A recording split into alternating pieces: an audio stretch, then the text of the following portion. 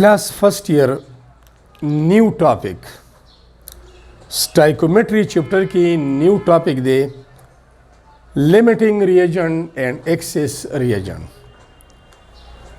and how we will calculate the limiting reagent in the given sample.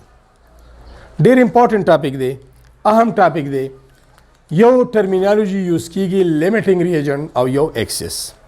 Limit हद तो वही हद महदूद चिरागी यो ख़ास हदी लगी कम मकदार की तो एक्सेस न मतलब दे ज़्यादा ची कम चीज़ द खपल मकदार न ज़्यादी पकार 10 ग्राम्स दे मंगा 15 वालू 14 वालू 20 वालू 100 ग्राम्स वालू ची द खपल मुकर्रर मकदार न कम चीज़ ज़्यादी न आगे था एक्सेस वही नो टॉपिक ज़मन दे limiting reagent and excess reagent.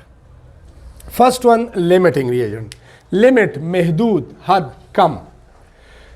Definition 1, the reagent used of agar reagent, agar reactant, chaga istimal shi, khatam shi. First, pehle. Dwem reagent lana de khatam. Dwem reactant lana de khatam. Yote khatam sho. In a chemical reaction is called limiting reagent or limiting reactant. Dwem definition. The reagent which give the least number of moles या least number of products during its earlier consumption. Due to its earlier consumption. अगर reagent which give चागा मुंगता राकी the least number of moles of products. The products lig moles राकी lig products रात राकी वली due to its earlier consumption.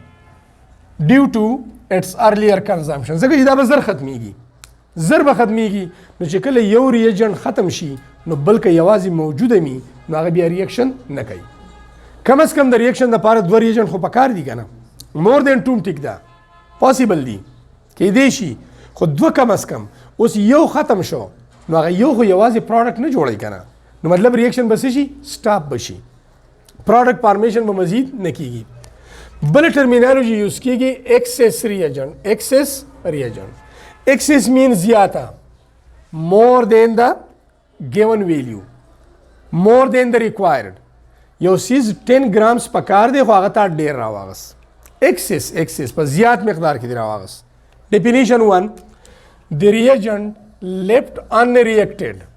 अगर reactant चागा पातिशी unreacted बगैर the reaction ना after the completion of the chemical reaction. Chemical reaction complete شي یو reagent ختم شو یو لا اوسم په سم مقدار کې موجود دی نو دا کوم چې موجود دی اټ مین چې دا موږ د نارمل نه ډیر اغسته وو پکار لګو موږ ډیر اغسته وو چې ډیر ما اغسته نو دغه ته سوی excess reagent وای یا definition 2 the reagent present in greater amount اگر reagent چې هغه په ډیر مقدار کې موجودي then the required one څومره چې پکار 10 grams دی ته 12 grams علی نو دا خپل مقرره مقدار نه زیات موجود دی په زیات مقدار کې موجود دی this is called excess reagent. The reagent present in greater amount than the required one to react with the given amount of other reagent. د یو دویم reagent سره د reaction د پاره د یو reagent یو خاص مقدار پکار دی او موږ دا غینه ډیر والو this is called excess reagent. simple خبره ده دوه reactants دي هغه موږ والو reaction start شو let's say A plus B. this is a reactant A and this is a reactant B. دا دواړه کمباین کیږي او products جوړي اوس که دا دواړه ریاکټنټس موږ په سټایکومیټریک اماونټ کې اغستی څومره چې د ریاکشن دپاره پکار دي دواړه به په یو ټایم ختمیږي او ریاکشن به سټاپ کیږي او میکزیمم پروډکټ فارمیشن به کیږي خو که فرض کا دا په سټایکومیټریک اماونټ کې نه دي موږ رینډملی راغستی دي نو بیا به په دې دواړو ریاکټنټس کې په دې دواړو ریاجنټس کې یو به زر ختمیږي او یو به پاتې کیږي نو چې کوم ریاجنټ زر ختم شو اب لیمیټینګي کم چې د ریاکشن نه بعد هم په دغه میکسچر کې سره موجود دی اب صحیح ایکسس ریاجنټ وایي خو چې کله دی یو ریاجنټ ختم شو نو ریاکشن به څه شي سټاپ بشي ځکه چې یوازې یو ریاکټنټ یو ریجنټ پروډکټ نه جوړي. نو دې مطلب دا شو چې لیمیټینګ ریجنټ کنټرول د اماونټ اف پروډکټ فارمیشن. دا لیمیټینګ ریجنټ دا د پروډکټ فارمیشن هغه مقدار چې دی هغه کنټرول کوي. چې کله ختم شو بس پروډکټ فارمیشن بس سټاپ شي او مزید فارمیشن اف پروډکټس به نه کیږي. اگزامپل الو یو اگزامپل هغه اگزامپل داره hydrogen gas when reacts with oxygen gas it form water. واټر ویپر جوړیږي او بیا کنډنسر کې دا موږ کنډنس کولی هم شو لیکوډ فارم ته کنورټ کولی شو. هایډروجن ګیس او اکسیجن ګیس که فرض که موږ په کلوز کنټینر کې والو بند لوښي کې والو ځکه چې دا ګیسز دي کاینټیک انرژي سیوا ده چې نارمل پریشر دا د لوښي نه بهر وځي کنټینر نه بهر وځي نو انډر های پریشر به دا موږ کنټین کوو او دا موږ اګنایټ کوو آگ لګانا.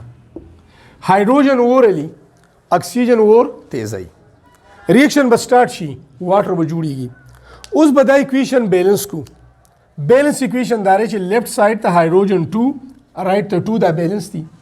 اکسیجن لیفت ته 2 دی خو رائټ ته 1 دی. رائټ سایډ ویل بی ملټیپلایډ بای 2. د 2 د ملټیپلیکیشن سره هایډروجن اټمونه 4 شو او دا 2 دی it will be also multiplied by 2. د دې ریاکشن مطلب دا دی دا بیلنس اکویشن موږ ته دا ښیي چې هایډروجن دی 2 مولز دا کویفیشنټ موږ ته نمبر اف مولز ښیي. 2 مولز هایډروجن کمباین کیږي د 1 مول اکسیجن سره 1 مول اکسیجن او دا جوړي 2 مولز واټر او دواړه په یو ټایم ختميږي. نو که فرض کوم کیرفولي په احتیاط باندې 2 مولز هایډروجن ګیس والو 1 مول اکسیجن والو کلوز کنټینر کې کنټین کو رامنی کو بیا اګنایټ کو نو دواړه په یو ټایم ختم شي او 2 مولز اف واټر به جوړ شي. نو لیمیټینګ ریجنټ نو ایکسس ریجنټ په یو ټایم به ختم شي. کلیر ده. اوس کوېسچن ذهن ته راځي چې 2 مولز هایډروجن ګیس په څنګه الو څومره بالو نو ګرام مالیکولر ماس ته څه وایي مول ورته وایي. د هایډروجن اټامیک ماس 1 دی. هایډروجن دلته لري 2 2s are 4 atoms دی ټوټل نو زه ډایرکټ کالم 4 grams پلس یو مول اکسیجن به څومره رالو د اکسیجن اټامیک ماس دی 16 دا یو اکسیجن 2 دی 16 ملټیپلایډ بای 2 32 grams به راوالو. یو به 4 grams والو یو 32 grams دواړه به کمباین کو اګنایټ به کو دا به یو ټایم ختم شي او موږ ته به 2 مولز واټر 2 مولز واټر مطلب دا د واټر مالیکولر ماس مولر ماس یو مول واټر د څومره ګرامز برابر دي اټامیک ماس اف هایډروجن 1 د 2 بشي 2 پلس 16 دا بشي 18 grams پر مول. که فرض کومه یو مول واټر رالو یو مول واټر نو 18 grams برابر یا 18 grams واټر د یو مول برابري نو چې 18 grams د یو مول برابر دي او 2 مول برابر شي 2 ضرب 18 دا 2 مولز دي کنه نو 2 ضرب 18 دا بشي 36 grams. مطلب دا اکویشن دا موږ ته شو کوي چې کومه 2 مولز هایډروجن 1 مول اکسیجن سټیک ټاک راوالو 2 مولز واټر به جوړیږي یا موږ 4 grams هایډروجن 3 مولز اکسیجن 32 grams اکسیجن کمباین کو 36 grams واټر به جوړیږي او دوانه ریجنټ دوانه ریاکټنټ په سیم ټایم ختميږي. ریاکشن نه بعد به پکې یو موجود نه وي. دا سټایکومیټریک اماونټ شو. خو که فرض کا اوس موږ څه وکړو دا هایډروجن د 4 مولز په ځای د 2 مولز په ځای والو 4 مولز اوس ځان پوهه کوي پر او دا اکسیجن د 1 په ځای والو 5 مولز او بیا ریاکشن سٹارټ شي نو which one will be the limiting and which one will be the excess reagent. اوس به پکې کم یو لیمیټینګ یو کم یو به ایکسس یو خو ډایرکټ تاسو کولی شئ. انسپیکشن میتھډ دا دی لږ وګورئ. انسپیکشن دی ته وایي چې بیلنس اکویشن کې تا ته هایډروجن څو مولز ښیي 2 د دې سره د ریاکشن دپاره اکسیجن څو پکار دي 1 2:1 ده. نو که دا هایډروجن زه ډبل کم دا هایډروجن او دا اکسیجن دا هایډروجن ډبل کم څو کم 4 نو اکسیجن به هم ډبل شي څو به شي 2 نو دوی دا هایډروجن ډبل کړي دي څو یې اخیستي 4 نو اکسیجن بیا څو پکار دي او دوی څو اخیستي زیاتې واغس کنه. نو ګوره the reagent present in greater amount than the required one. چې کم reagent د خپل مقرره مقدار نه په زیات مقدار کې په کار زمونږ سره دی 2 او دوی اغستې 5. نو اوس د دې 4 مول هایدروجن سره به صرف 2 مولز اکسیجن ریاکشن کوي، ریاکشن به سټاپ شي او دغه 3 مولز اکسیجن به اسی پاتې شي. نو اکسیجن ایکسس شو او هایدروجن څه شو؟ لیمیټنګ شو. دا خو 5 مول دي، 2 به ریاکشن کوي. نو د دې 2 سره به دا 4 ختم شي. چې دا ختم شو نو اکسیجن به لا 3 مولز پاتې، ریاکشن به سټاپ شي ځکه چې یوازې اکسیجن واټر نه جوړوي. او که تاسو دا معلوموي دا لیمیټنګ نو داسې هم شي. فرام د بیلنس کیمیکل اکویشن اټ از کلیر دیټ د دې اکویشن نه کیلکولیشن هم کولی شئ. ما خو تاسو جنرلی یا کامنلی دا انسپیکشن طریقه وویله. بیلنس اکویشن تا ته وایي چې 2 مولز هایدروجن نیډز 1 مول اف اکسیجن. 2 moles hydrogen needs 1 mole oxygen. Balance equation موږ ته دا وایي چې د 2 mole hydrogen د ریاکشن د پاره په سټایکومیټریک مقدار کې 1 mole oxygen پکار دی. نو د 1 mole د پاره به څومره پکار شي؟ د 2 لپاره 1 دی، د 1 لپاره به څومره شي؟ دا 2 به رایټ ته لاړ شي او ډیوایډ بشي. سمپل خبره دی. د 2 لپاره 1 دی، دا 1 د 2 هاف دی کنه، نو چې دا 1 شي به نیم شي کنه. او بیا د 5 مولز لپاره به څومره پکار شي؟ د 4 لپاره ساري، د 4 لپاره. نو 1 over 2 multiplied by 4 دا به شي 2 2 4 کنه. نو 2 مولز اکسیجن پکار دی ښه. بیا ورته وګورئ بیلنس اکویشن دا وایي چې 2 mole hydrogen needs 1 mole of oxygen. 2 mole hydrogen needs 1 mole oxygen. د 1 mole لپاره به څومره پکار شي؟ دا 2 په ملټیپلیکیشن کې دی رایټ ته بوزي ډیوایډ بشي. د 4 moles hydrogen لپاره به اکسیجن څومره پکاري؟ نو 4 لپاره به څومره پکاري؟ دی کې به ضرب ورکو څومره پکاري؟ 2 moles. دوی موږ ته څومره راکړی؟ 5 moles. ایکسس کې دی کنه. 3 moles به ایکسټرا پاتې شي او ریاکشن به څه شي؟ سټاپ بشي. نو اټ کنټرول د اماونٹ اف پروډکټ فارمیشن. د دې یو سمپل مثال زه تاسو ته وایم. هغه دا دی لکه فرض که تاسو ګیسټ میلمانه دي او هغه میلمانه تاسو سرو کوئ. ګیسټ رالو کېناستو او تاسو هغوی ته سروسز پرووایډ کوئ. او انسټرکشنز داسې دي چې هر یو ګیسټ لپاره یو کپچې او یو کیک یا any material other خوراک دپاره. ٹھیک ده؟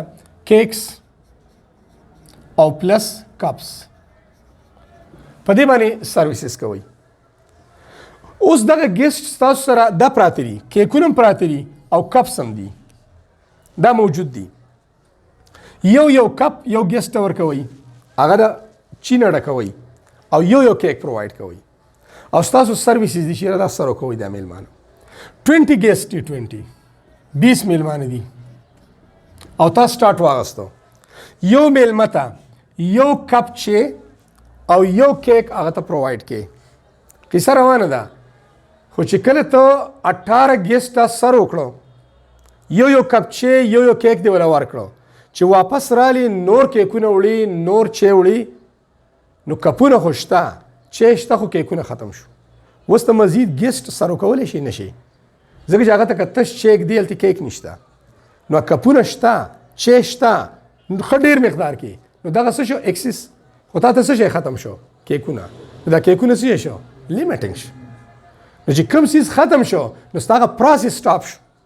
اوس مزید ګیسټ نه شي سر وکړی، دغه 18 دي سر وکړو، پروسس سټاپ شو. اوس چې نور کیکونه راشي هله به سر وکوي بیا.